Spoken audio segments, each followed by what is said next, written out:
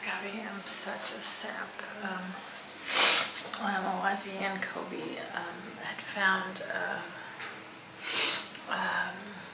bird, a pigeon, and they saved her. She couldn't fly, and they've been taking care of her all week. And I just went to get her milk that I left, and she was dead. So I came and told them, and then, no one said anything to me. Girls went on to watch their movie, made dinner, and Oazi disappeared. And I came to the room, and I heard them talking and crying, and now Kobe and Oazi are doing an art activity. They're drawing her, and they called her Yona Tzipora. In Hebrew means dove, or pigeon, or dove, and then they named her Tzipora, bird. So it's like a real nice name in Hebrew. So they're doing a art in memory of the bird, and they're talking about how she's a soul and they loved her, and honestly Oazi spent hours with her. He'd feed her and he'd give her, be sure she has water, and if it rained he'd pick her up and put her in the shade, and stupid bird. And in breakfast time he'd be sure she wasn't bothering anyone, and she would fly on the table and fly into people's hair, and he had a really good relationship with the bird. And since we've moved, he keeps saying, go see if the bird's okay, go see if the bird's okay. And I just went yesterday now, and I thought, God, if we were there, or I would have let them come, they probably would have saved her. But anyway, it's just a stupid bird, right? But I'm just touched by how my son is so sensitive, and I really value that. He really cares. It's important for me that my children all have strong feminine attributes in terms of being sensitive and caring and compassionate and communicating and things like that.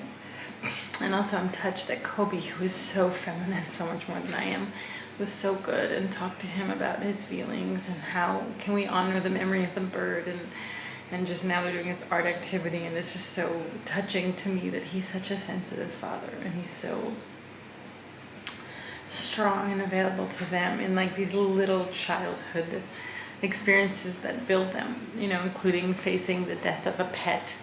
I think it's hard, we travel, we don't have pets, and we love animals. We always have cats sleeping in our beds, and we always have dogs, and not having pets has been challenging. So everywhere we go in the world, the kids automatically adopt puppies, kittens, not take them, feed them, take care of them, but wherever we are, if there's hostels or ranches or farms, wherever, and there's animals there, then the kids pay those animals a lot of attention.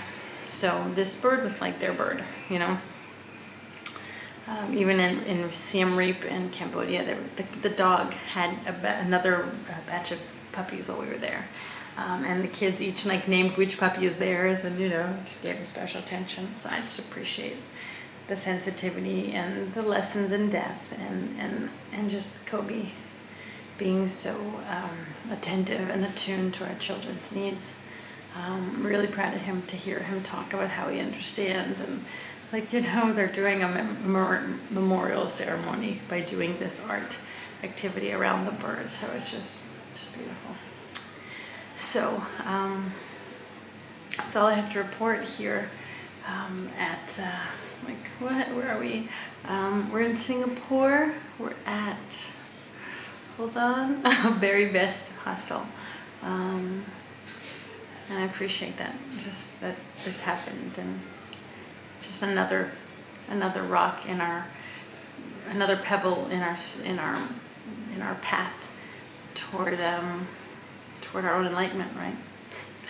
Any thoughts about the death of an animal and how you face it, let me know. I want to hear it. And any roles that you've taken, or your spouse, regarding how to help our kids deal with that. I love to hear about it. I write a lot about death. Actually, I have a whole course on how to overcome death. I'm such a softie to these kids. Ugh. Bye.